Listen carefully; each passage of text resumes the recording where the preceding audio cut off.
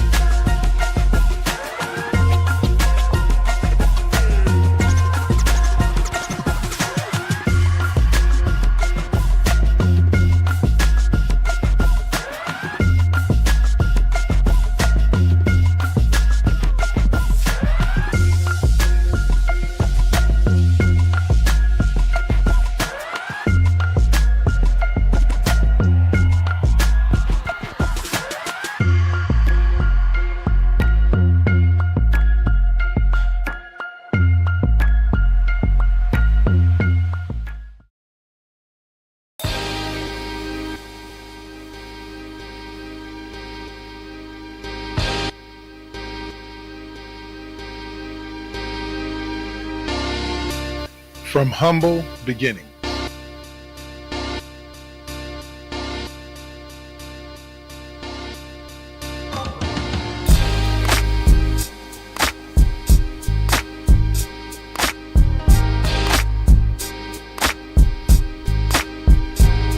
To grow, we're evolving.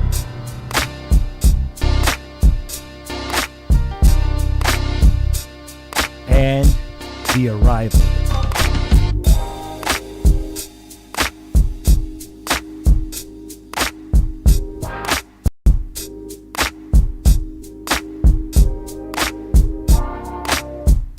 This is First GenXers.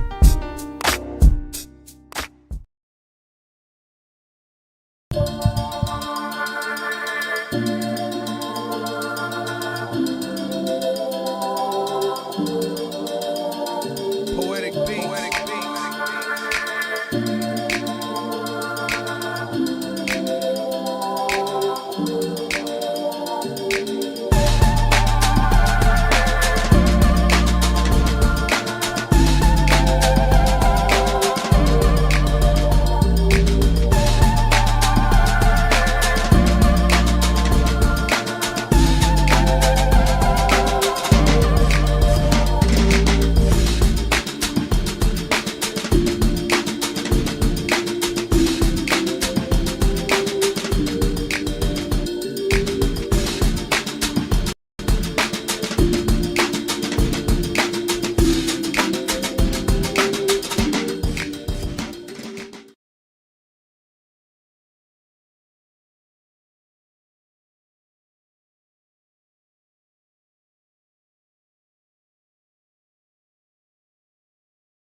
Hello out there in Radio Land, Twitch Land, YouTube Land, wherever you are choosing to interact with us.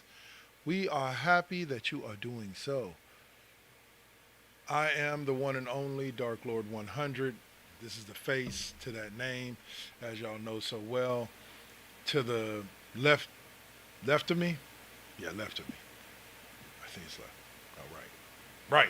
To the right of me is the one and only Rune Scryer. And below us is the one and only Agent K28, otherwise known as the Saint. What's up, my brothers? Not much. Everything is going so far is going good. No complaints yet. Well, then this is going to be a boring show if there's no complaints. There's just lots of things going on, For sure. and it is what it is.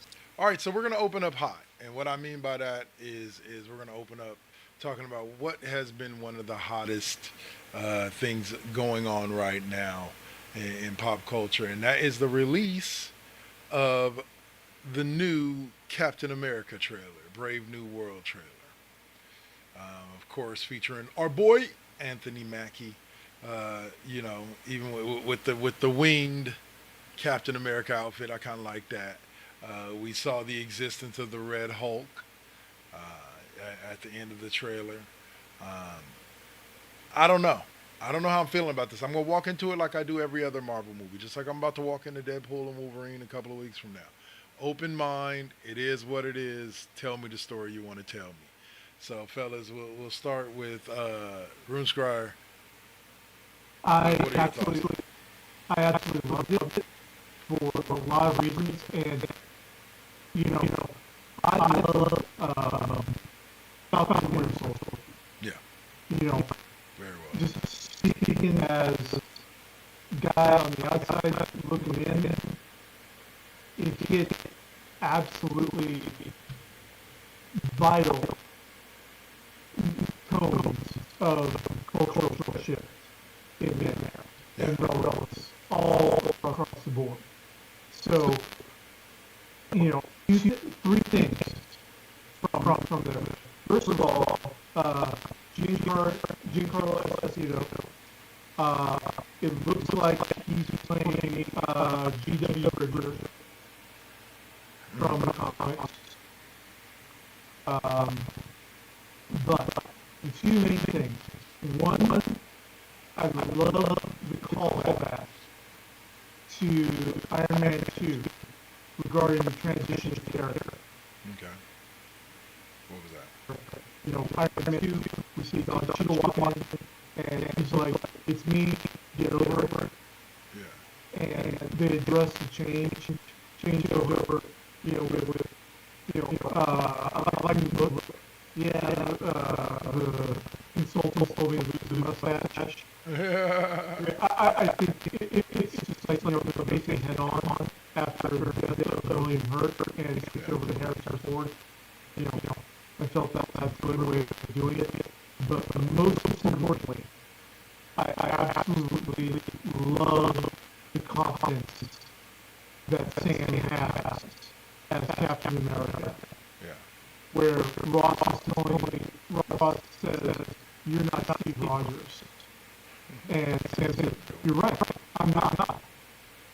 He has absolute confidence in that role where it's like, you know what, I don't have to measure up, I have to honor Steve, but I don't have to Measure up. measure up. Yeah. Steve, no one's going to measure up. That's a nearly impossible standard. I am the best I can be. I'm good enough to hold this role. I don't need to apologize. I don't need to, No, 100%. Yeah. Saint, your thoughts? All right. Okay, so I'm looking at this from three perspectives: the comic book side of me, the movie side of me, and then of course, I'm sorry, but the black part of this, okay? Because we know that part of what has anybody ever read the Truth miniseries from Captain America and the story of Isaiah Bradley and about Tuskegee type experiments, and because they experimented on black soldiers before Steve Rogers was given his serum. So I'm going to be looking at it kind of like with a blind eye and try to see exactly what more the story is going to be, because we know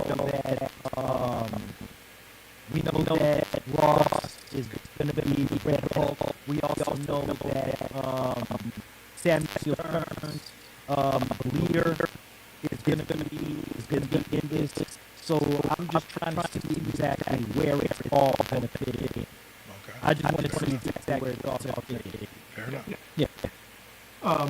Yeah, absolutely. And sorry, just to touch on another announcement that yes, Marvel they are shifting into the Young Avengers in the MCU, being led by Kate Bishop. But we are going to get Elijah Bradley, who popped up in Falcon Winter Soldier. Nice. So the only thing it was like Agatha of the Chaos, who's now been retitled as Agatha all along, is going to introduce Billy with us. Nice. So Yeah, that starts on September 18th. Yeah. Can't wait So for the that. only ones that we're missing are Teddy, hopefully, and Tommy, Steve, Billy's twin brother, he has to be introduced. And they got to figure out what the hell they're going to do about Iron Man. Well, I was going to say, From what I'm understanding, Ironheart is going to be in it. So okay, that's great compromise. So I'll say, I was also going to ask, like, at the end of the She-Hulk series, did they not introduce a younger Hulk? Could they use him They instead did. of? that's right, Star. Yeah, Star. But the thing is that Hulkling is a Skrull. So, um, and there's also issues where Wiccan and Hulkling are pretty iconic gay couple. And if you break them up, then that's going to really cause a lot of protests. Oh, and speaking of protests, Captain America 4, they are introducing Sabra, who is the Israeli national superhero. And now they retcon her as Black Widow. Nice. Okay.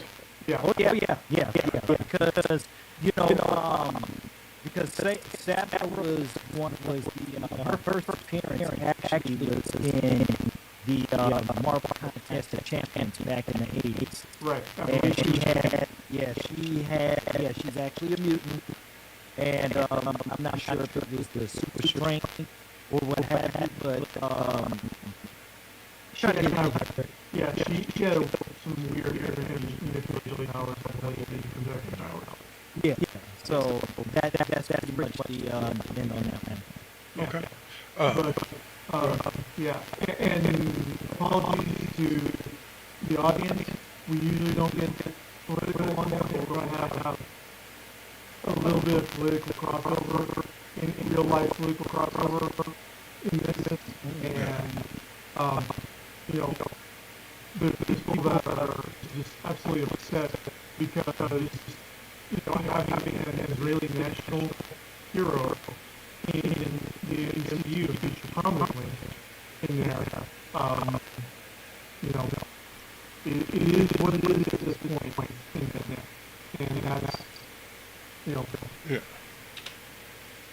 Well, like I said, it's something that people have to get used to. That other people, that other cultures are going to be included in what we do here in the big melting pot that is the U.S. All right, Yeah. so here's remember I promised you guys just about every episode where you're going to be looking at curveball, and here's the curveball for this week. Over the course of this last week, I've managed to finish 2 series, and I can't stop talking about either one. Or actually, three seasons that were released. Uh, so the first one was after my trip to Vegas. I was introduced, or during my trip to Vegas, I was introduced to Supercell, the Netflix series Supercell. That shit, off the hook, bomb diggity. Go check it out. Definitely get my stamp of approval. The next one was Star Wars: The Acolyte on Disney Plus. Okay, I don't care what the critics say. At the end of the day, I was extremely happy with that story. The idea of two twin beings that fall on either side of the force is intriguing to me. Like, it's very, very intriguing to me. So I really, really hope there's a season 2. And then the third one just dropped on Thursday, and that was the release of the very first part of season 6 of Cobra Kai, the finale of the infamous Karate Kid series, the final season. Um, the first 6 episodes were amazing. Like the next 6 episodes, I believe it's going to be 3 parts. It's going to be 6, 6, and 6. Total 18 episodes. The next 6 drop in November. But I'm enjoying the story that they're telling, just like I did the previous 5 seasons. I do agree that one or two things needed to happen with Cobra Kai. Either the series needed to end, or they need to shift focus from Robbie and Danny to the kids. Because the whole Robbie and Danny story is kind of like, okay, yeah, we get it. Like, they're never really gonna fully get along. Like, Danny's always gonna fall on the what's that called? Not ultra good, but like he's gonna fall on that like way good side. Johnny's always gonna fall in that gray area. Could be good, could be bad. We get that. So like I said, they either needed to end the series with this, or they needed to shift focus. And it looks like they're gonna end the series and they're gonna tell us a hell of a story along the way. So if either of you guys managed to catch any of those series on those platforms. Netflix, Disney Plus, and then Netflix. Not yet. Not yet. Yeah. Now in terms of Cobra Kai, Yeah. hell yeah, I'm really gonna take interest in this. The one thing, if it's going to end, I honestly believe that you need to have Julie Parrish into. You're talking about Hillary Swank. Yeah, it's all about Hillary Swank. Yeah, 100%. Yeah, It's up to there- her. I'm there- pretty sure they've reached out to her. It's up to her whether or not she actually wants. Oh, no. I mean, I'm definitely not. I'm definitely not saying that. It wouldn't be appreciated, but it would fit to serve a better ending for the entire, Karate Kid franchise, because you have to remember the movie has just been completed with Ralph Macchio and Jackie Chan, and they're integrating both universes. So we want to make sure that continuity, because I have a big thing about continuity. Yeah. Period. The Acolyte,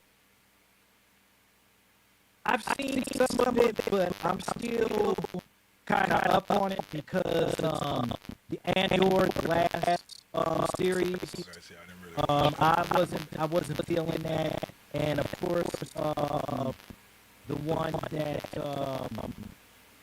Rosario Dawson did. Ahsoka, I saw that one. So yeah, I know outside of other stories, other than the Mandalorian, to me was really, really good. The other ones, I don't know. It's just starting to. I don't know. Asaka for me was straight gold. Like, again, I think what ends up messing people up is what's similar to what ends up messing people up when they watch some of the DC live action movies. It's the same thing. Again, I make the statement. I've made this statement 1,000 times about this. Most of the movies encapsulated within themselves are great stories. They're great movies. It's when you try to link them together to the greater whole that everything just kind of falls apart. And I look at these, and I look at these Star Wars and stories, and I look at them as isolated things. Like, yes, they have a greater connection. They may not connect correctly to the grander picture of the canon of the Star Wars universe, but they're great stories told within themselves. Like effectively, if you look at the Acolyte from a certain way, it's basically the introduction of the Sith into this particular universe. Like, at this point, the Jedi, at this point in the history of the canon of it, the Jedi are aware but aren't fully aware of the Sith. And so, third of all, I just want to sneak in this. Manny Macedo, like, if you've ever watched, I'm a huge fan of The Good Place, and him as an actor, like him playing Jason, like, he played the hell out of that role. But him as the bad guy in The Acolyte was just plain beautiful. The way he played the two sides of his role, the just everything in the way he carried himself. It showed me a completely different side of him as an actor, but also I enjoyed the role. Also, the fact that I'm sorry, guys, call me a mark. I'm a Carrie-Anne Moss fan from her days as Trinity in The Matrix, and I was like, when I saw it was her in the first episode, I was like, I emailed or text messaged my boy Jamil, and I'm like, yo, is that Carrie-Anne Moss? He's like, yeah, it is. Enjoy. And I was just like, yes, I'm about to enjoy. So, but I think basically what I'm trying to say is, I take each of these Star Wars stories, including The Mandalorian, each season of The Mandalorian, as their own encompassed little small Star Wars stories, and don't really, and maybe that's why I enjoy them a little bit more than most, I don't pay attention to how they connect to the greater Star Wars universe. I did the same thing with Rogue One, and it really didn't snap into connecting into the universe until you got to that last scene. That is the first scene in A New Hope. Like, that's when everything snapped in the canon. Other than that, I took Rogue One as its own story. So, but anyway. I think that this is an issue that has existed as long as Star Wars has existed. Yeah. With fans. Well, it's not my Star Wars. Back when Empire Strikes Back came out, there was vision in fandom that, well, I didn't like Empire because it didn't feel like Star Wars. It was too depressing, and it was small, but it was still there.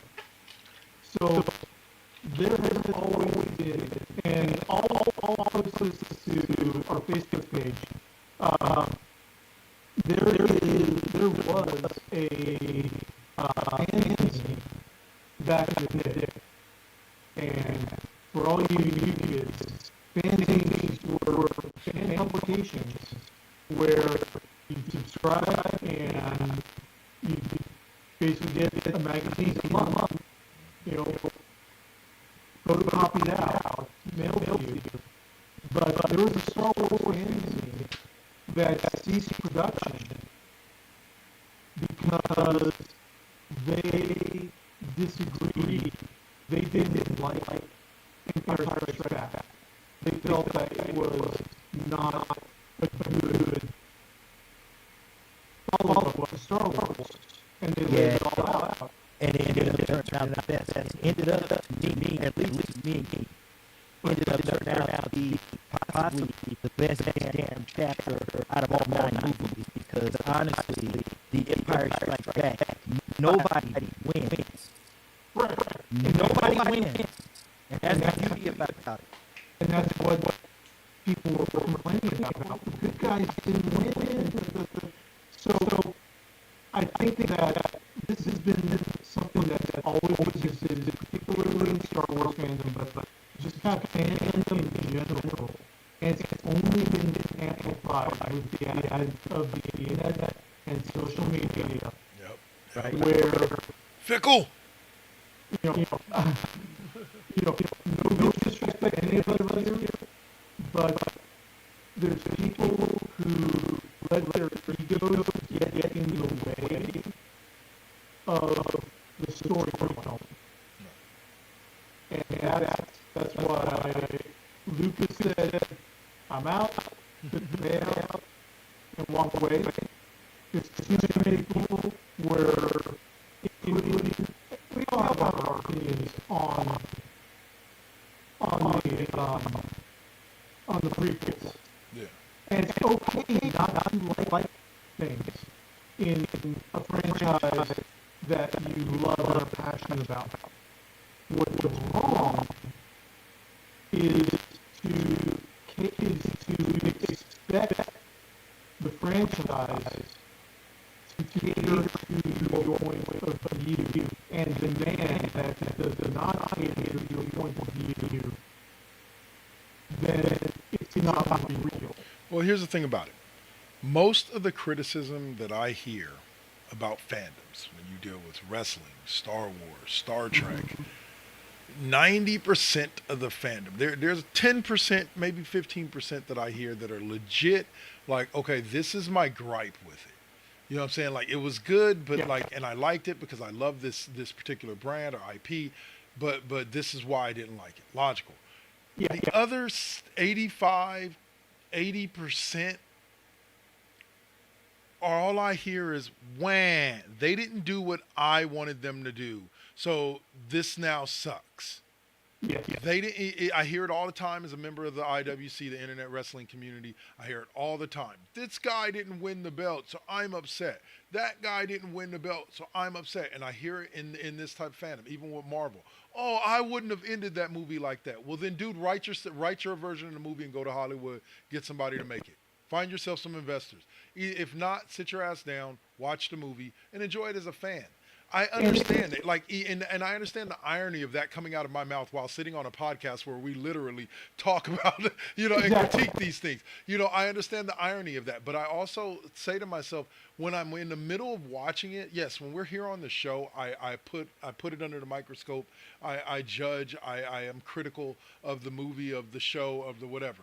But when I'm watching it, I just enjoy it for whatever it is and try to get the story that they're telling me. Because that's the key thing to me of whether or not something is good or not. Is not how flashy it is not whether or not it follows some kind of pattern or predetermined, method of doing things, but whether or not if I watch it, can it draw me in? If I'm just giving it a shot, can it draw me in? Can it make me want to watch the next episode? Can it make me want to watch the next movie? And I find that I have a tendency to enjoy things a lot better because of that, because I'm not going in with a critical eye. And the advent of social media has everybody, even people that don't need to be or deserve to be, looking at things with a critical eye. Right. And we, like you said, we bitch about stuff all the time, but we don't let our egos get in the way Right. of it. And that's the big problem with social media is everyone thinks that, we all don't have a voice, therefore everyone must pay attention to us. Uh, and then also, the other problem is that they're expecting to get the same feeling as what first drew them into fandom. Right.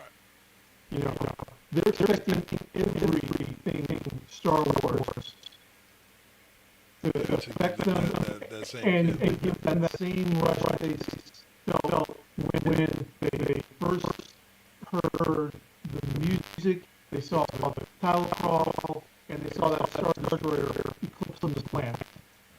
Okay? And it's okay to not like something in a franchise as much as that first, as that first, there's nothing like the first love. Well, Okay? And you judge everything by your first love. It's okay to not have that same dopamine high that you got. You can enjoy things at different levels. well, And just because something's not reaching that high level doesn't mean that it's bad. it's and I'll say this as tastefully as possible. The way that I describe it, and then saying you can chime in, is it's similar to addiction with addicts, in the fact that the first time they get high off of whatever, they're flying on cloud 15. And once they become addicted, they spend the rest of their life looking for that high. And in their because their body's chemistry, after they've used it for so long, has changed, they will never achieve that again.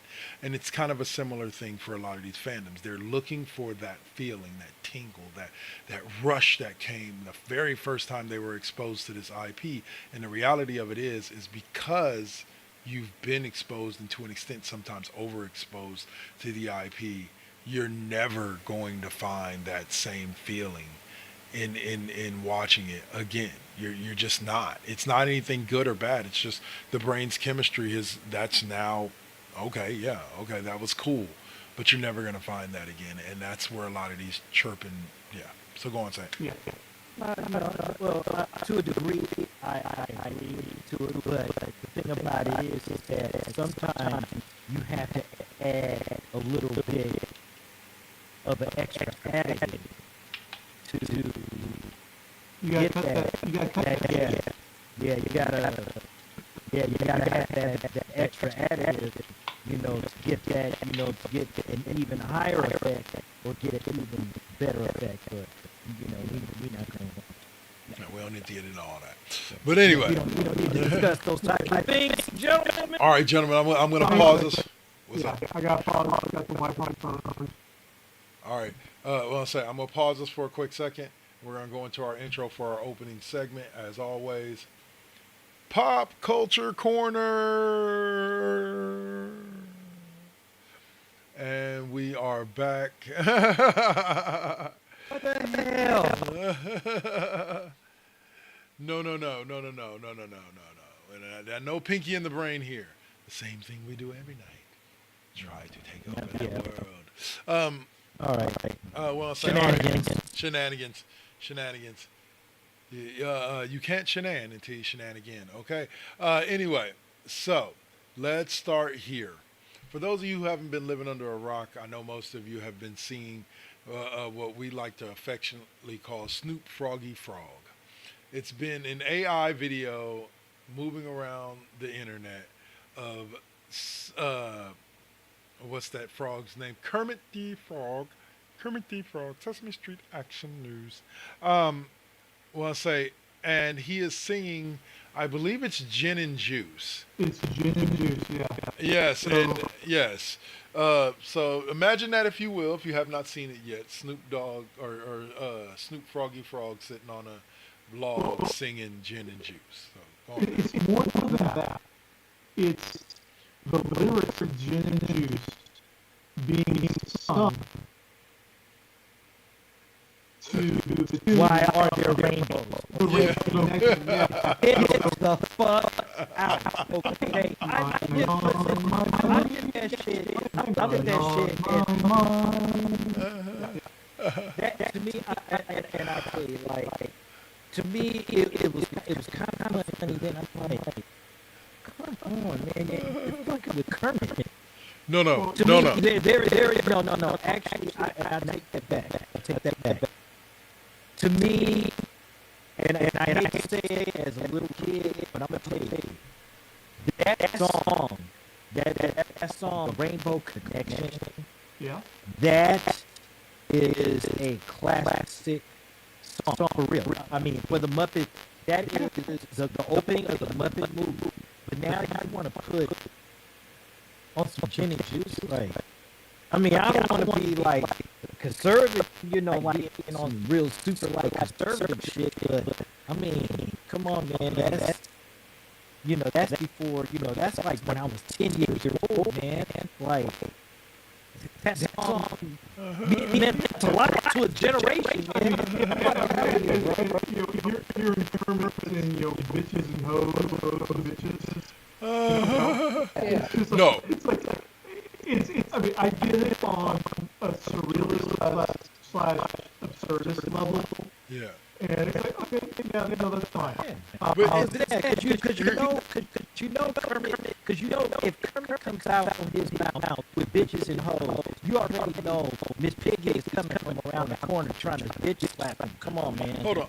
And Hold on. karate chop him. It's thing about it is I get it, I love this, but it reminds me of a reel that I saw with an audio version of it of I think it was like Frank Sinatra singing "Baby's Got Back," Yeah. and like it just sounded just as weird as Kermit the Frog doing Gin and Juice, like it, but it was like it was AI, so it was like a literal like impersonation of Frank Sinatra singing the words to "Baby Got Back," and I tell you, it blows your mind, twerks your noodle, the whole shebang.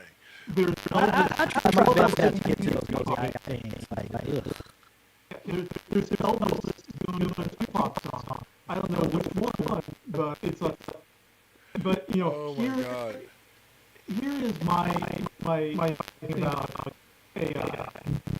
Okay, is that this is leaning into one of the things that I'm critical about AI, and that is it's getting so good to the point that you can create anything in any genre with anyone. So we're getting to the point where, yeah, students going, yeah, we're going to remake Lord of the Rings with Orson Welles as Gandalf. And And they can do it with AI. They can they, do it. they can do it. And we're getting to where we're just going to be recycling old performances, old actors. We're going to have scripts written in the style of. We're going to have cinematography in the style of. And yeah, go ahead. I was gonna say when I was in Vegas, I went off driving down the freeway, because I look up and I saw Michael Jackson live, and I went, No, they better fucking not. If they did a hologram, I'm killing somebody. I'm taking them out. I'm taking them all out. They better not do MJ like that. They didn't already done Tupac like that, and I don't like it. Just leave them alone. They dead. Let them be dead. Too late, sir. Too late, sir. No. You've already know there's No. already been a holographic. No. There's already been a I ain't hearing it, holographic man. thing of Michael Jackson. I ain't hearing it. That was, I think that was at the Grammys. I can't I remember ain't which hearing one it. it was. It didn't happen. It's like the M. Night Shyamalan Last Airbender. Like, it just didn't happen. It just didn't happen. Yeah. But you know, but the whole reason for why AI is being pushed in this direction is because you have these entertainment corporate executives that think that everyone below the C-suite being the executive suite is an expendable cost to be cut. Yeah. Writers, directors, actors, everyone. I mean, I've talked about this year. We've had a virtual model, a model that using ads. So that eliminates the need for not just the model, but for the wardrobe, the photographer, cosmetics, set location. Here's the thing about it. Yeah. Sorry, not to cut you off, but we're always impressed and taken aback and impressed with the new thing. And I think right now we're going to see everybody heading in that direction. But as we discussed kind of offline, I genuinely believe at the end of the day, there's nothing that can replace the human brain as far as the complexities of how it creates ideas and generates stuff. So you could use an AI, but eventually what's going to end up happening is the quality is going to begin to dip. And then as the customer base begins to complain, they're going to begin to understand that there are just some original ideas that you can only get from a human brain. You can only have, somebody come and pitch it to you and write a script for you. You can't just type in, give me a sitcom, give me 20 episodes of a sitcom with a male and a female roommate comedy, Right. and just have an AI write it and have it be good. There's going to be flaws in it. And so, like I said, at the end of the day, I get what you're saying, like that's where the but I think they're going to be forced to pull back into the arena of humans because, again, AI can only take you so far. And that's, all three of us, we're all in agreement on that. Yeah. But we are not what matters. Right. It's you folks out there, the general public. Okay. And the reason why executives are going to get away with cutting away all these essential jobs in the entertainment industry and just recycle actors, writers, directors using AI. Okay, it's because the general public doesn't give two shits about how the sausage gets made. Yep. I disagree with that. I kind of disagree with that because there you have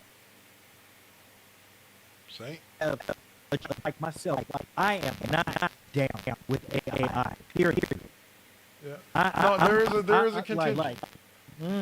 But what he's I think what Dave's saying though is that there's enough of the general public that will purchase whatever garbage is put out there just to be able to, how do you say, to meet their bottom line numbers. There's enough of the general public. Is there a portion of the general public that will be having none of it, like yourself, like Jamil, like myself, to an extent? Well, not even none. I mean, let me just say this. There's always going to be some type of artificial intelligence. We already know that was going to happen. But see, when it starts affecting, when it really starts affecting, especially the businesses that I deal with, when it comes to music, no, hell no.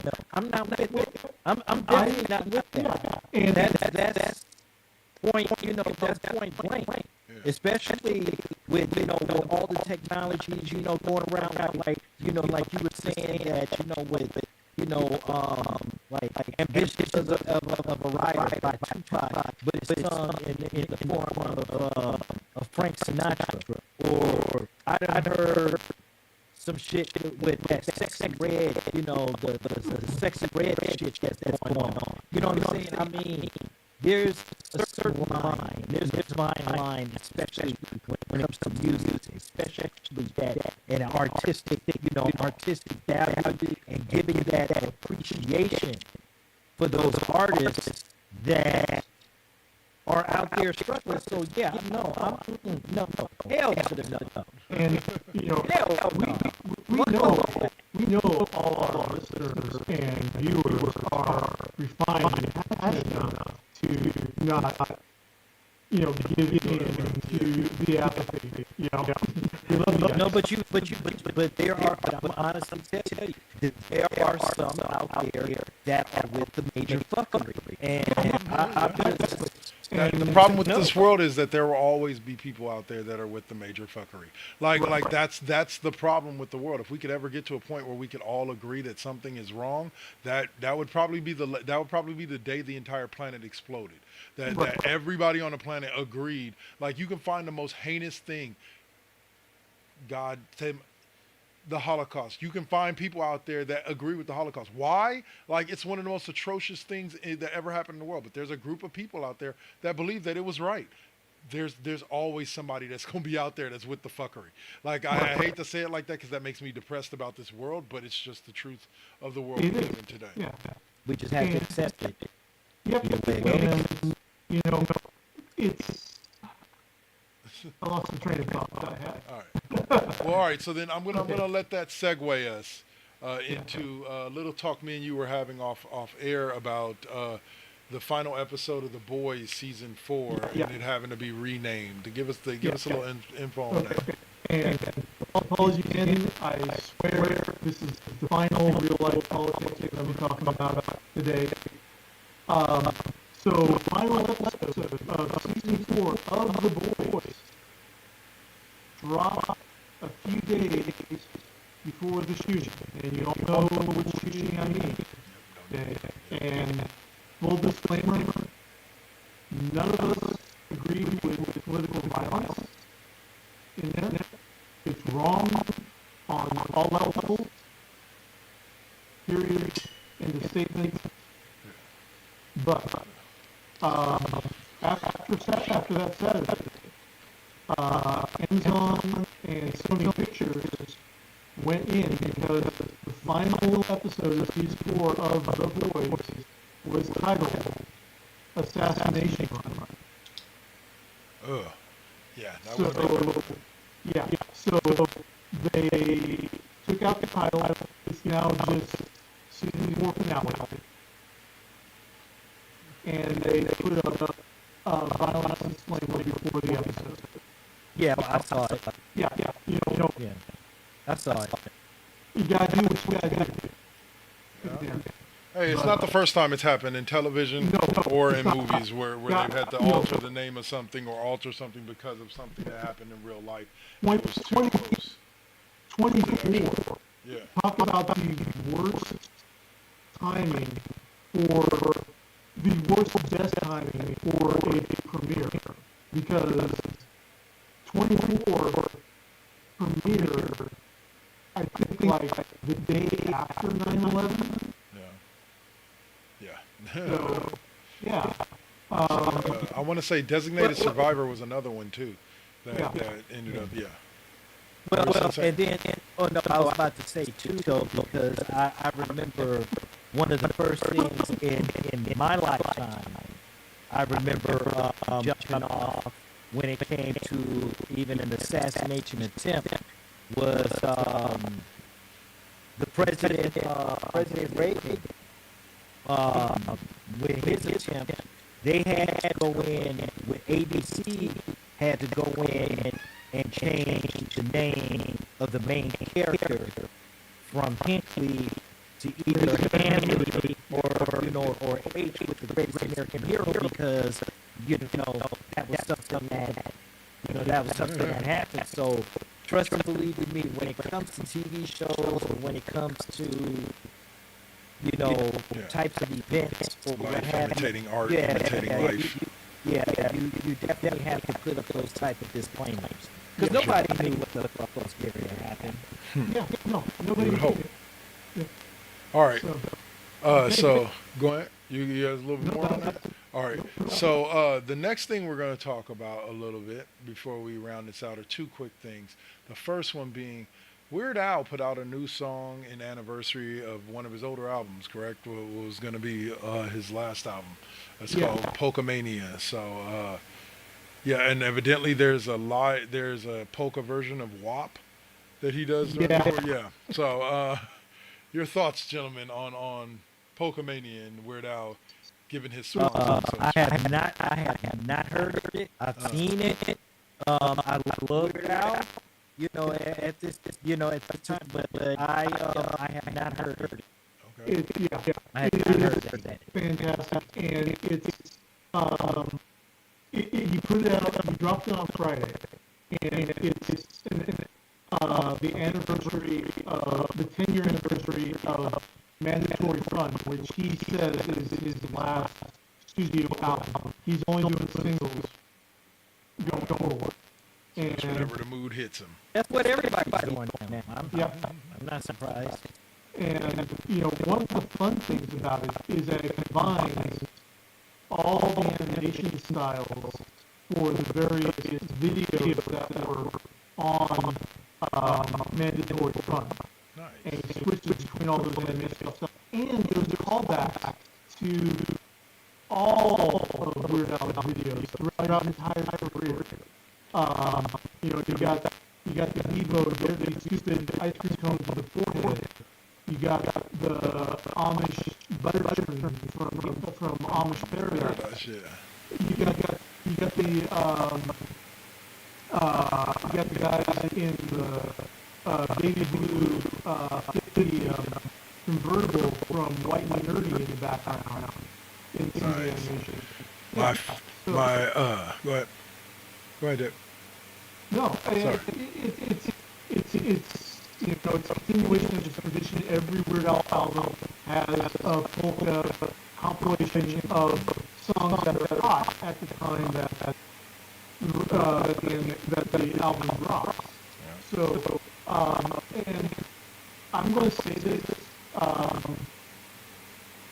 Prince was losing probably the greatest position because you could give him an instrument that he can never see before from some isolated culture on Earth, and within 10 minutes, he would have mastered that instrument.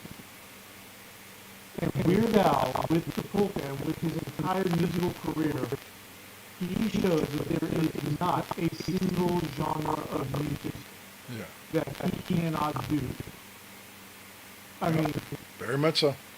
I was gonna say I was gonna say what I was gonna say before was my favorite Weird Al song is his spoof of Red Hot Chili Peppers "Give It Away." It was the Flintstones. It was yabba dabba dabba dabba dabba do now, and he just, and I saw the video, and he's dressed up as Bam Bam, and I fell in love with Weird Al at that point. That was like, this is my dude right here. And then everyone after that was a banger. Like everything that he threw out there after that, White and Nerdy, fucking Pretty Fly for a White Guy, or Pretty Fly for a Rabbi. Yeah, For like me, go ahead. I love Rocky Road. Okay, Yeah. Joan. Yeah. You know that. Yeah. That even before that it was I Lost on Jeopardy. Um, Jerry Springer. yeah, Jerry Springer, and of course Eat It. I mean, we already know that was I'm fat. Like that one. but- Was another one. and right. we can list out all the direct song partners that we know and love. But he also puts out style parodies on his albums that a lot of that are low key because they're not parodying Yeah, an actual popular song. an actual pop song. Like I can't remember the name, but on Toy there was uh, Corporate Boardroom, I think it was, where it wasn't parodying any direct song, it was parodying Crosby, Stills, and Nash. And you listen to it, and yeah, this sounds exactly like a Crosby, Stills, Nash song where they're using corporate buzzwords Yep. in there all the time. Ringtone is the perfect parody of Queen's style, Nice. from the sudden high high Freddie Mercury to Brian May's flying guitar bridge in there. By the way, happy birthday to one of the greatest guitar players, Brian May, who I believe turned 77 a few days ago. Oh, and let's not forget, there's one there because it just came to mind. There is one song called "I'm Gonna Buy Me a Condo," and that was done in the style of reggae, and that shit was hella Oh funny. yeah, Yeah, it yeah. It was. was Yeah, it funny was. as fuck. There is nothing Weird Al cannot do. Yeah. Nothing. They give You that know, man his flowers now. Don't wait till he passes. exactly. Like one of the You know, greatest comedic musicians ever. right. If you want to talk about rap, listen to his rap parodies, like All About the Pentiums, parodying Diddy, All about the White Benjamins. and Yeah. Nerdy, Yeah. going off on Charmeleon. And this dude, I mean, I'm not saying that he can improvise on the fly in a lyric battle, but yeah, he can flow just as good as any rapper you can You name give him a little out time there. to sit down with it. Oh yeah. Yeah, Oh Exactly. yeah. yeah. Give it some time. Yeah. Cause All right. So here's where what we're gonna do right now. We're gonna talk about this last subject, and then we're gonna go on ahead and take that first commercial block. Gentlemen, on the 13th of this month, a few days back, this album came out, and it's been hot in everybody's ear and everybody's mouth. And I got a chance to listen to it a couple of days ago on Spotify. But the name of the album is called The Death of Slim Shady. Now, this is Eminem's most recent release. He is now 51 years old. I believe this will be his 10th or 12th studio release. I personally enjoyed it. I listened to it from beginning to end. I agree with those that say yes. It's. Here's the irony of it, and then I'll let you guys jump on it. For me, almost everybody that's complained about it has complained about it for the same reason. That Slim Shady shit, that like that saying shit for the sake of saying it don't fly anymore today. It's not as popular, even though, but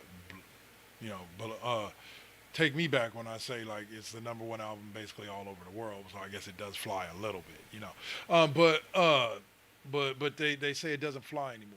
But if you listen to the album, that's effectively what he's saying.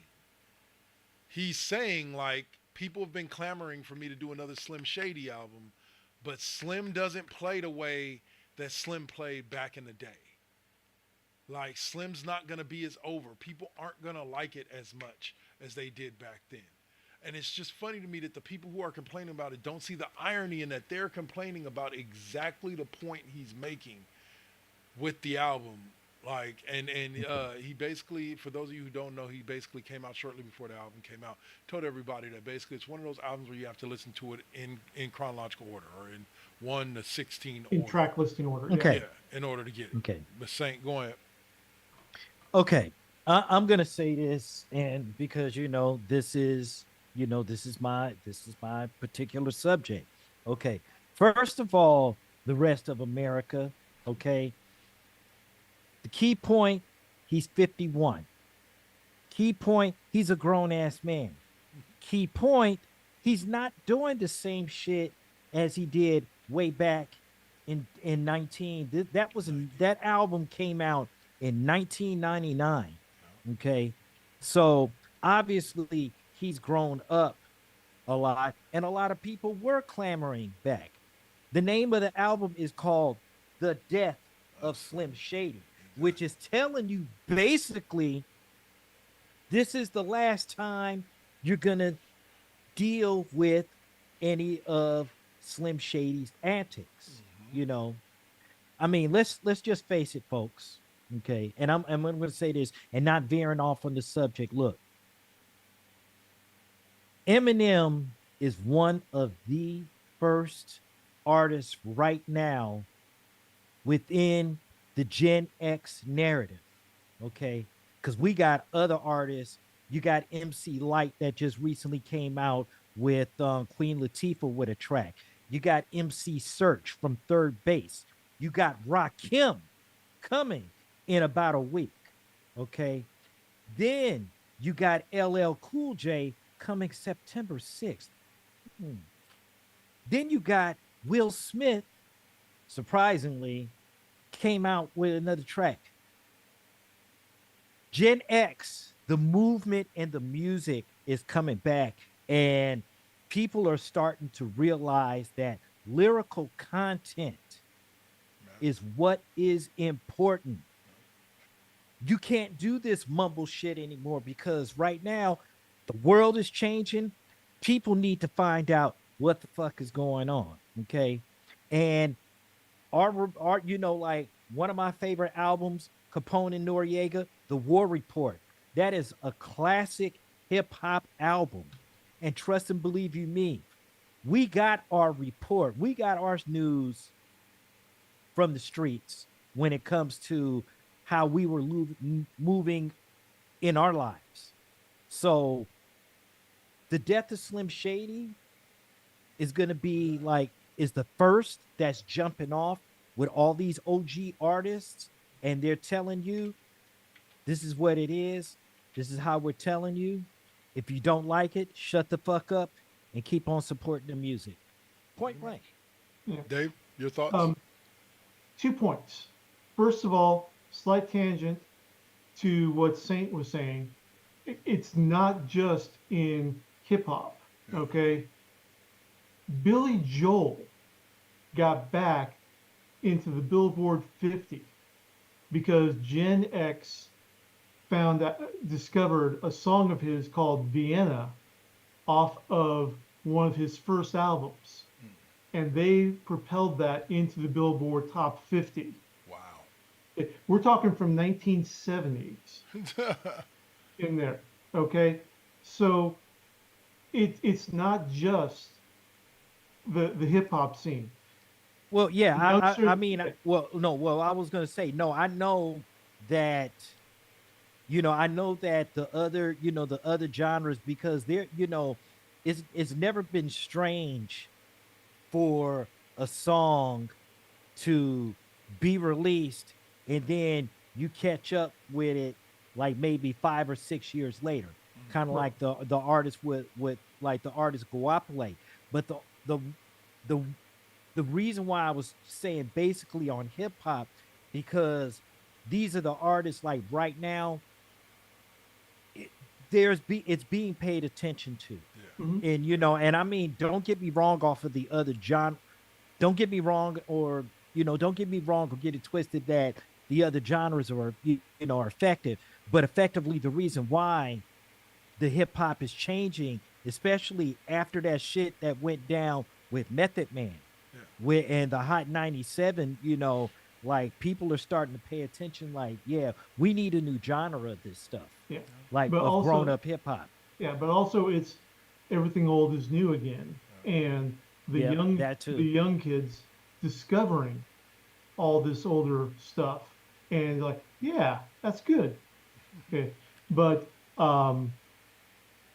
two, directly addressing Slim Shady. Okay, I haven't listened to the new album yet, but M talked about this years ago. Yeah.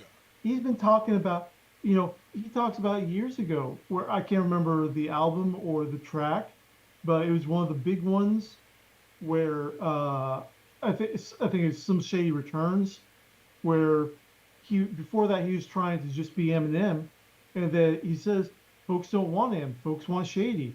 Okay, I'll give him Shady. Yep. Yeah. Yeah, he directly addressed it. So, and I completely agree that he understands that in general, Shady's not going to play the way that it plays right now. So it's limiting him creatively. Yep. So this lets him Free put himself all up. that and put that, in the rear view mirror, and let's see where we're going down this road. And he gets to be Eminem. Like Yep. he gets to be Marshall Mathers instead of having to be Yep. Slim Shady all the time, which I think is good Exactly. for him. All right, so Yep. we're gonna close podcast corner or pop culture corner on that note.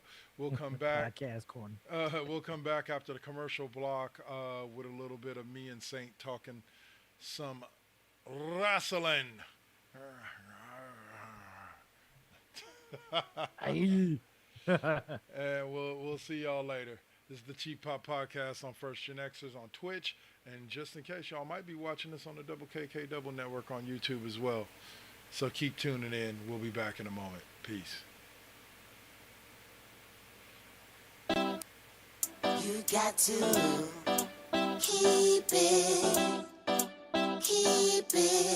You got to keep it lovely.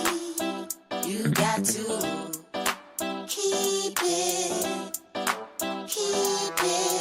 You got to keep it lovely. Success comes right after the struggle. I ain't even giving up on whatever I wanted. The tragedies I've seen, I can't even stomach. Most of y'all weak as shit and would've started running.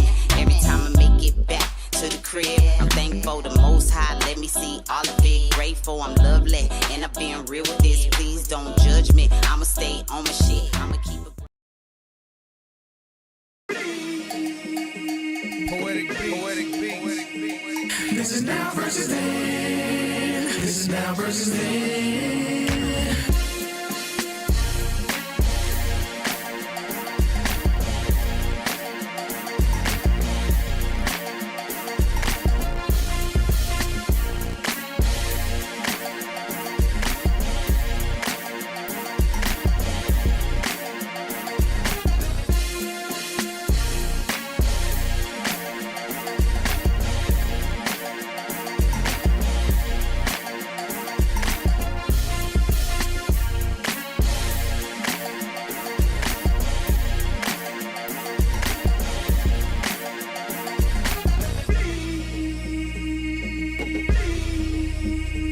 This is now versus then. This is now versus then.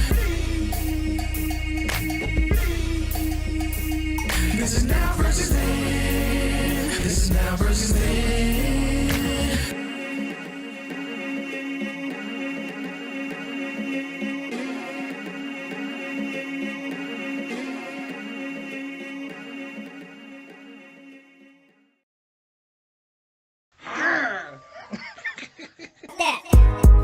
You getting on my nerves. You getting on my nerves. Gang, gang, bitch. You getting on my nerves.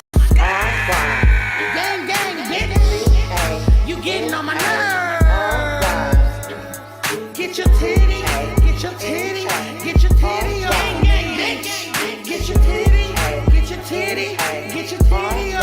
I said what I said. No, please don't tell on me. No, please don't tell the police. Gang, gang, you getting on my nerves. She getting on my nerves.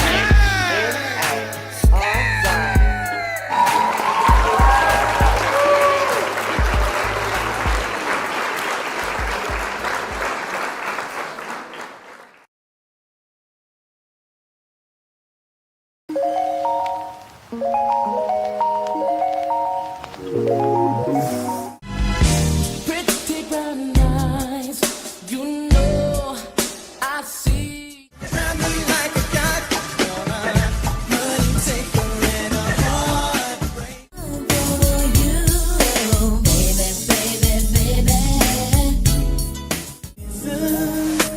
I'm down on bending knee.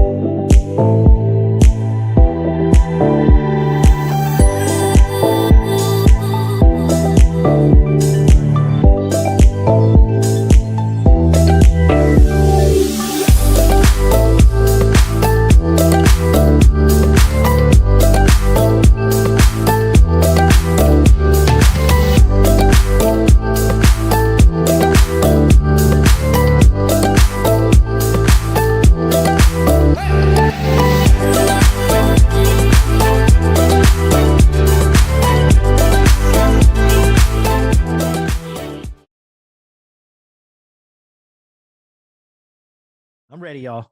Yep. All right, all right, all right, all right, and we are back, y'all. So, like I said, just coming back to talk a little bit about what's that? What's that called again? Oh yeah, SmackDown Alley with Cheap Pop. What's up?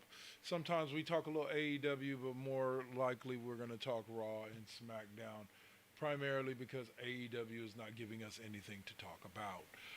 Anyway, Well, actually, they're actually, you know what I just found out too?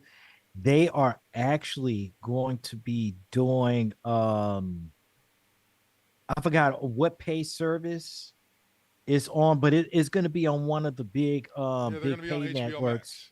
Max. There's talks that they're going to end up being on HBO Max, which is cool for them. Why? Yeah, Well, why? here's the thing about it. Because I'm Warner gonna be watching Brothers Raw on Netflix. Warner Fuck what you Brothers heard. is invested in AEW to the point where at this point, you know what? They're just going to stick with it. This isn't Ted Turner. This isn't Ted Turner. TNT and TBS, Warner Brothers Discovery actually wants wrestling. Like they saw what WCW did during its peak with Eric Bischoff, and they want wrestling on their channels. So AEW is going to continue to get deals. Basically, expect AEW to become to Warner Brothers Discovery what TNA was to Panda Entertainment. Like Panda ended up having to buy their own fucking network and access in order to have a place to air what you call it. So as long as there's a TNT and a TBS, AEW will have a place to air because Warner Brothers isn't going to give up on them. It's been shown by the fact that their ratings have dipped. Like I want to say, Collision and Rampage barely do 300,000 viewers a week, and what you call it, and Dynamite does what maybe a 600,000 live, and then they claim 4 million. But if a Dynamite's doing 4 million a week, then Raw and SmackDown have to be doing between 6 to 10 million a week. But that's what Warner Brothers Discovery claims. But anyway, I jump off of that to go to. We finally got a full episode of Monday Night Raw involving Dom, Rhea, and the Liv love triangle, and I loved every minute of it. Rhea Ripley is my girl. Like I said, two levels of fine. She was fine when she was a blonde Australian wrestler. Now she's fine as the goth mommy. Like, just mwah.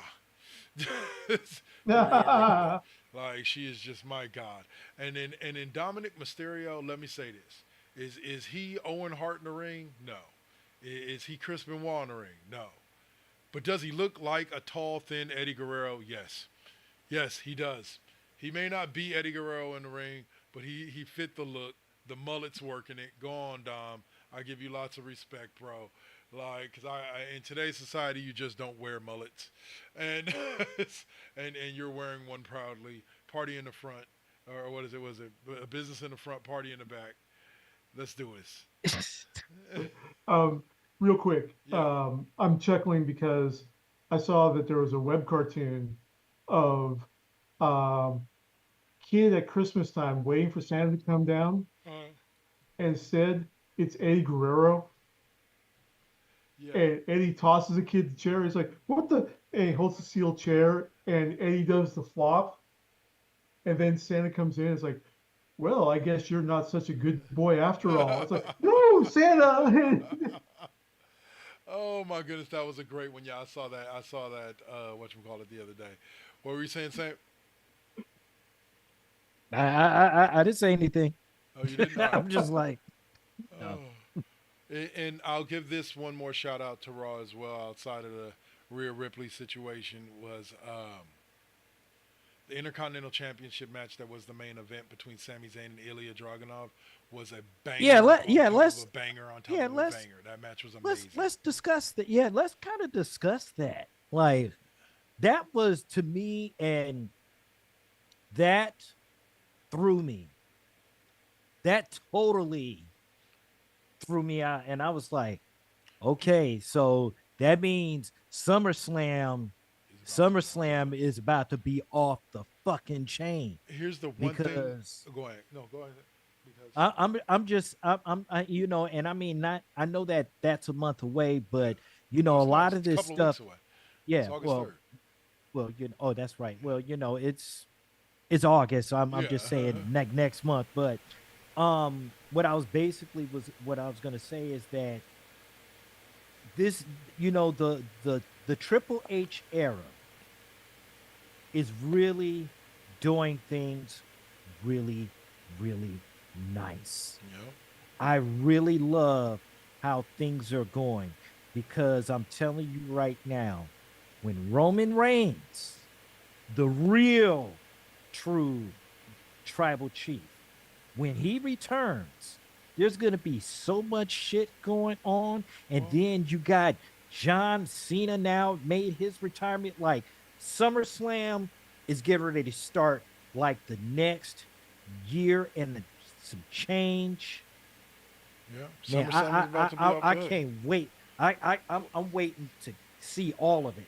Well, I just here's want the to thing. see all of it. Here's the thing, and we'll get to SmackDown in a minute with whatchamacallit, is that for me, I love that Triple H is doing it the way what I give him credit is Triple H is doing it the way I like.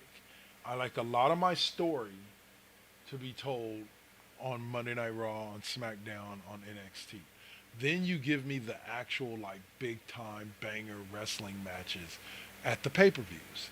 And that's, if you look at it, that's what he's lining up. He's giving you some good matches here and there, but he's not giving you 3 hours worth of just matches on Raw. He's not giving you 2 hours worth of matches on SmackDown. He's giving you a lot of story out of the weekly television show. And then in the PLEs, on the pay-per-views where people are actually paying money, that's where he gives you the bangers. And you're seeing that kind of fold out. I think that, yes, moving on to SmackDown, we had Cody Rhodes close the show, getting another one of his friends beat the shit out of in Kevin Owens right in front of him. As last week it was Randy Orton, this week it was Kevin Owens, which I'm sorry to tell people, like, yes, I almost think, I'll say it like this. I think the way that they've designed the storyline so far, it almost 100% means that Roman Reigns is coming back at SummerSlam. I have not read anything. I have not read any dirt sheets. I have not seen anything. The reason why I believe this is because I believe for the next couple of weeks, I believe next week we have one more show next week of Monday Night Raw and then SmackDown before we get to SummerSlam. SummerSlam is not next Saturday, but the Saturday after that. I think the last SummerSlam, like, we're gonna see somebody else get beat trying to have Cody Rhodes back on next week, on this upcoming week on SmackDown. Then the final week, we're gonna see somebody else get their ass beat trying to help out Cody Rhodes, and then Cody's gonna be being overwhelmed. He's gonna be just about to lose it, and Roman's gonna come back and save him and actually help him keep the title. That's the story I think they're telling. This is not coming from any type of expertise or knowing anybody backstage. It's just a story I think they're telling, because so far you've had Randy get his ass beat by the new bloodline. You've had Kevin Owens get destroyed. I think we're going to keep working our way down the ladder till we finally get to Roman Reigns coming, and then the ass whippings are going to stop and good things are going to happen. Either it's going to be Roman Reigns or it's going to be Jimmy Uso. Mark my words, at SummerSlam. One of the two will make. You think Roman Reigns is going to take the belt back? No, I don't think that's going to be Possibly. I don't think that's going to be his first priority. No, I don't think that's his first priority. I think his first priority is getting the bloodline back in order. So I think first he's going to have to deal with the Solo situation, and then he'll worry about. But I whether or mean, not to go out there. eventually. Yeah, Yeah, yeah. but Sometime you might see it sometime at WrestleMania or later next year. I think right now we're going to get told the Bloodline Civil War story. Like I don't think they're going to involve the championship. I think Cody will defend against somebody else after he beats Solo. Uh, but yeah, that's just where I think it's going. But SmackDown was another banger this week. Andrade beat Carmelo Hayes in strong fashion. Tiffany Stratton, I believe, lost to Mia Yim or Meechin. Logan Paul came back, and yeah, Logan Paul, and then Cody Rhodes gave his speech and had his face off with Solo Sikoa. I So, but hate that motherfucker, man. yeah, like, hey man, I've never really liked Logan Paul, the Paul brothers in general. So, but I do like his wrestling persona. Don't get me wrong. I like the way he handles himself in the wrestling ring, but I'm just not a fan Yeah, I of mean Logan just the Paul. wrestling persona, but you know, because I mean, let's look, you know what I'm saying? L.A. Knight. Yeah. Yeah, I think he was a placeholder for LA Knight the whole time. I've said that since Logan Paul won the belt, that he's going to feud with LA Knight, and LA Knight's going to win it, and I think we're going to see that at SummerSlam. So, all right, so we'll take that and we'll close it out, and now it'll be time for everybody's favorite segment of our show, and that is, where is it? There it is.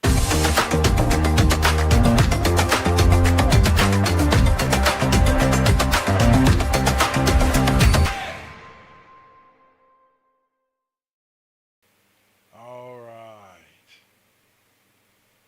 And we're back. All right. So, Dave, you had some gaming news for Yeah. us, sir. Okay. So first up, top of fresh off the list. Apparently, one of the art developers over at Bethesda spilled a little bit of tea recently Is that so? and leaked some production photos. So for Elder Scrolls 6, we're going to Hammerfell. Nice. Nice. Get your scimitars and your, gosh, I can't remember the name of the light cotton.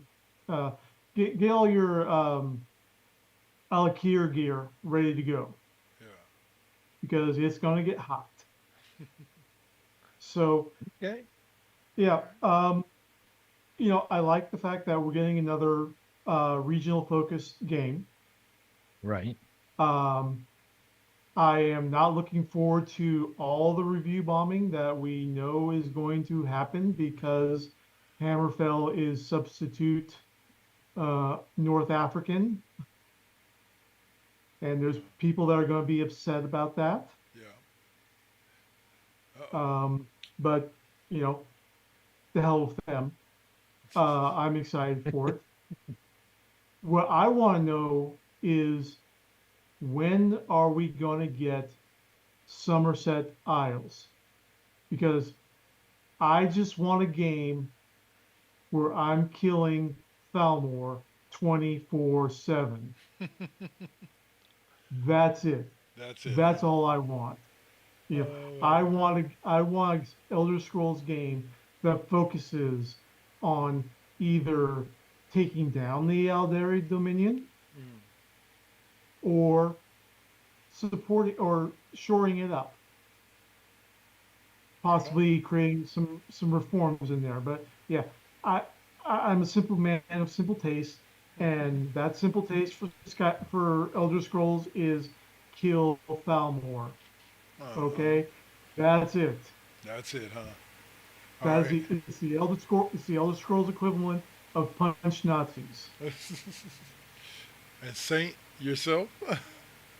Well, actually, there are one is a review, and then one is a possibility of a rumor, and then of course, there is one game that I am currently getting ready to get down to. So let's start with that. So, ladies and gentlemen, I've been playing this game. A lot of people have, I guess, like kind of killed it.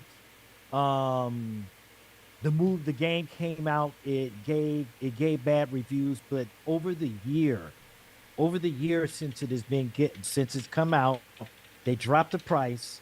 They add all the DLC, and they still are bringing stuff in. And that game is called Crime Boss Rock City. Now, it's a first person. It's a first person game. It's a first person shooter. Uh-huh. Okay, it's kind of like in the vein of the game Payday 3 or the Okay. Payday series. You rob banks, you take on scores and stuff like that, but there's actually a storyline in it. And you have actors like Michael Madsen, you have Kim Basinger, you have Danny Glover, you Nice. even have Chuck Norris. Nice. Because Not it's Chuck. funny, but the one thing I like about it, it's a first person style type of it takes place in the 90s, Okay. and you have an RPG system where you build up your characters, you build up your crew. You got to be like totally responsible, because you have to if you have to take out loans, motherfuckers is coming to get you. Uh-huh. No, seriously, it's a really thought out game, and I had to start over because the math wasn't mathing. Yeah. And I was doing scores, and I was losing soldiers, and you have to really take into account All right. All for right. that. Now, the other game I was going to mention, now there's a big ass rumor out there, and especially for those that play the Sims. Okay, Uh-huh. so we know that the Sims 5 is supposed to be, well on its way and trying to get into development. However, there's still going to be a question about it being multiplayer. Really? As a matter of fact, from what I was told, that it was going to possibly be canceled Mm-hmm. Wow. people would love to have a multiplayer, a multiplayer Sims. Yeah. I think Let's just put it it would out be there. good. Let's just put it out there. It's because EA sucks. Well, yeah, that too. That that uh, that that too. EA does, EA does kind of suck. Um, I have no qualms uh, about that. But yeah, and the last one, what was the last game? Oh, and this game called The First Descendant. uh, Mm-hmm.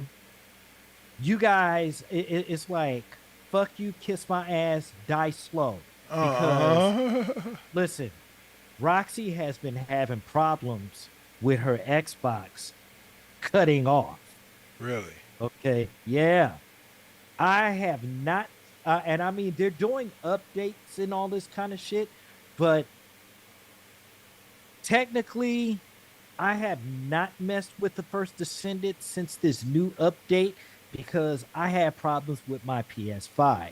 Yeah. So, and it was getting cut off. So I really don't know, but I'm hoping that they will get this uh get this fixed. And I'm still waiting for NCAA, Yeah. because I heard that game is fucking boss. I need to get my hands on that fucking game, bro. I need to get my hands on that. So, Yeah. uh, couple of couple more things from me. So first of all, NCAA.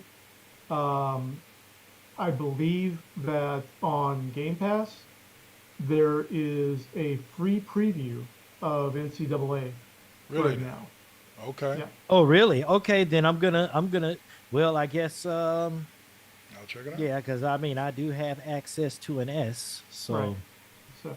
So, second, okay, not necessarily a video game, but Mhm. definitely video game related. Um, the greatest item in marketing history ever was announced. by Microsoft for the upcoming Wolverine and Deadpool movie. Yeah. Microsoft is releasing a limited edition that you can only get through participating in events. It's basically you have to win it, Okay. but there's a certain number of them. It's a limited edition Deadpool themed Xbox controller Oh my God. Yeah. with Yeah. I with saw that. No. with the battery cover molded to resemble Deadpool's ass. Okay. No. That is that. Okay. I will tell you this. Especially, I mean, as a comic book fan, not even as a man, I will not be putting my hands on a controller that is shaped like someone's ass. I, Okay. you know No, that, No, no, but no, you, no, it doesn't no, but do it no, for you, you. no, but you have no. to admit this is like freaking I'm sorry. on point marketing for Deadpool. This is Yes, peak yes, very Deadpool much so. marketing. Okay, Uh, now the third thing, get wash away your here's your mind bleach, Chris. The third thing is that um, in a couple weeks, I'm going to be getting a new game on Steam that's going into open release that will drop in November. It's a Warhammer 40K game. It's called Speed Freaks. nice. So, and it's going to be multiplayer. Okay. So imagine Grand Theft Auto online multiplayer with orcs, With the works. Huh. where you just got all these ramshackle vehicles you're driving at breakneck speeds through a wasteland to shoot each other up, to do objectives and everything. Yeah, Yeah. I'm gonna be down with that. Okay, So Nice. I could probably, I'd fuck with that. I'd All right. fuck now with it's gonna that. be Steam. I don't know if it's getting console release at this point. Um, but I'm definitely gonna be delving into that. That's gonna be Yeah. All Oh, right. there is. Oh, wait a minute. There is one. There is one more tidbit, and I'll take like just not even 2 minutes, Mm-hmm. ladies and gentlemen. If you are looking for some good entertainment, watch Crisis on the Infinite Earths oh yeah. Part 3, Yep. because I went through some emotional mind fucks. I promise you, I won't do too much of a spoiler, but I have to say, y'all fucking killed the Super Friends. You Mm-hmm. sons of bitches. You killed the Super Friends. They showed the trouble alert, and Yep. the Earth was dying. Look. I saw the Teen Titans devastated Mm. of 2000 of the 2003 series. Mm.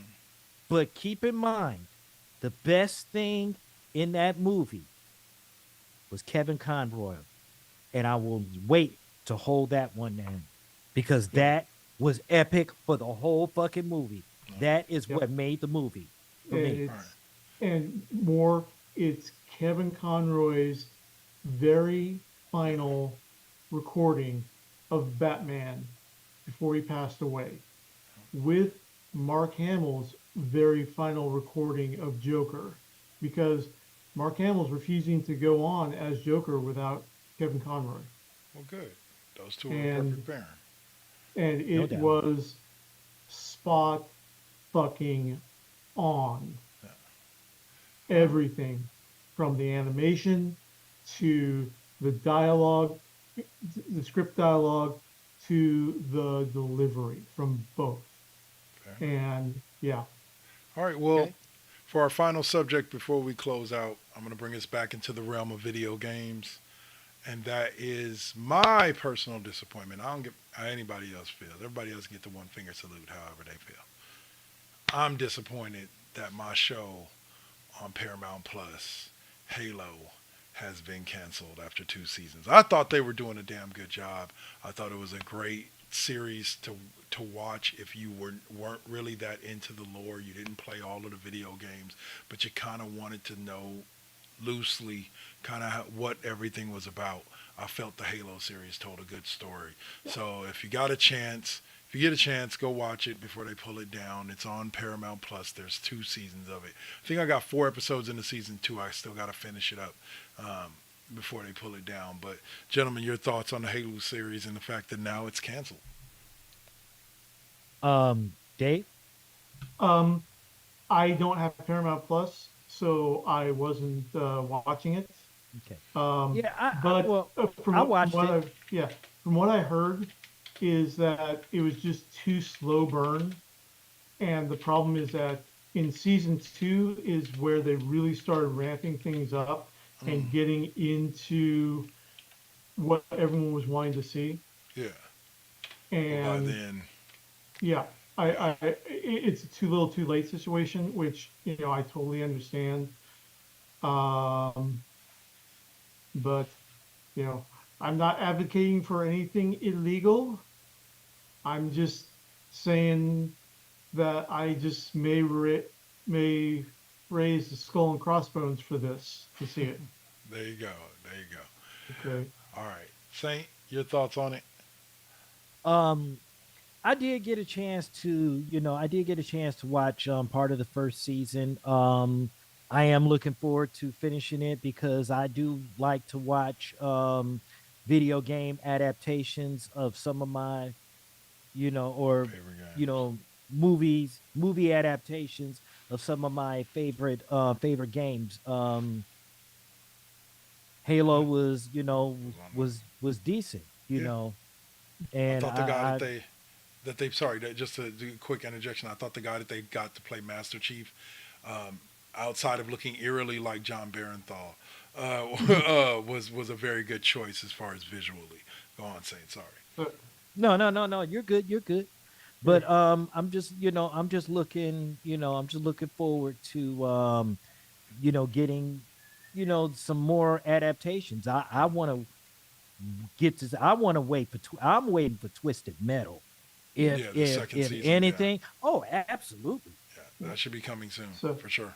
and actually, I'm going to amend my statement because I just realized that I can sign up for a free trial to binge all the stuff on Paramount Plus and Apple Plus. So yeah, digital piracy is bad. Okay, don't do it, Okay, kids. okay. Okay, but tying into um, the sad death um, of Halo, the Halo adaptation, Fallout 2 or Fallout Season 2 has started shooting.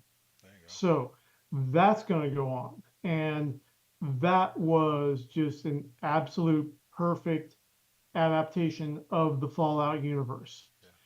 And I mean, even those of us who are versed in Fallout lore, we're watching the finale and we're just going, holy shit. Right. Vault-Tec is more evil than we thought. And that's saying something if you know anything about Fallout and what Vault-Tec was doing. Yeah. Uh, Yeah, that's A class fuckery. A yeah, class fuckery. absolutely. so. All right, And go ahead. no, All right. that's it.